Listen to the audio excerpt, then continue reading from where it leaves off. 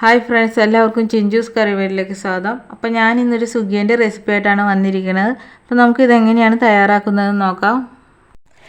ആദ്യം തന്നെ നമുക്കിതിന് വേണ്ടി പയറൊന്ന് വേവിച്ചെടുക്കാം. അപ്പോൾ ഒരു പാത്രത്തിലേക്ക് ഞാൻ പയറിട്ട് കൊടുക്കുകയാണ്. 250 ഗ്രാം പയറാണ് എടുത്തിരിക്കുന്നത്. അപ്പോൾ അതിന് വേവാൻ ആവശ്യത്തിന് കുറച്ച് വെള്ളം കൂടി ഒഴിച്ചു കൊടുക്കുക. അപ്പോൾ ഈ പയർ ഞാൻ കുതിർത്ത് വെച്ചിരുന്നതാണ്. ഇനി ഇതൊന്ന് മൂടി വെച്ച് നമുക്ക് വേവിച്ചെടുക്കാം. അപ്പോൾ നമ്മുടെ പയറൊക്കെ നല്ലപോലെ വെന്ത് വന്നിട്ടുണ്ട്. ഇനി നമുക്കിതിലേക്ക് വേണ്ട ശർക്കരപ്പാനി തയ്യാറാക്കാം. അപ്പോൾ അതിന് വേണ്ടി ഞാൻ 250 ഗ്രാം ശർക്കര ഒരു പാത്രത്തിലേക്ക് ഇട്ട് കൊടുക്കുകയാണ്. അപ്പോൾ കുറച്ച് വെള്ളം കൂടി ഒഴിച്ചിട്ട് നല്ലപോലെ ഒന്ന് ഇളക്കി നമുക്ക് ഈ ശർക്കര ഒന്ന് ഉരുക്കിയെടുക്കാം.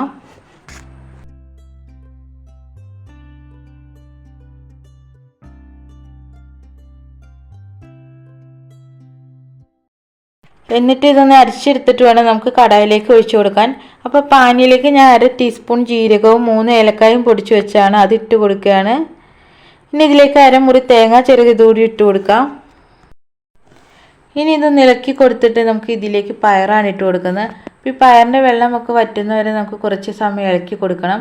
അപ്പോൾ നല്ലപോലെ പയറിൻ്റെ വെള്ളമൊക്കെ ഒന്ന് വറ്റി വരുമ്പോൾ നമുക്കൊരു പ്ലേറ്റിലേക്ക് മാറ്റാം. എന്നിട്ട് ഇത് ചെറിയ ചൂടോടുകൂടി വേണം നമുക്കൊന്ന് ഉരുട്ടിയെടുക്കാൻ.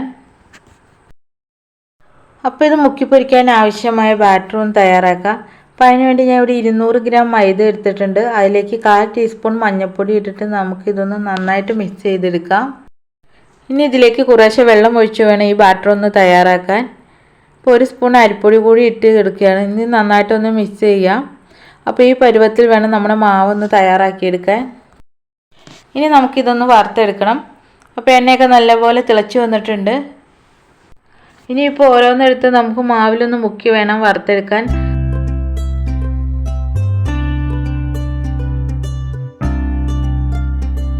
അപ്പോൾ നമ്മൾ സുഗിയനൊക്കെ ഇതുപോലെ വറുത്ത് കോരി വെച്ചിട്ടുണ്ട്.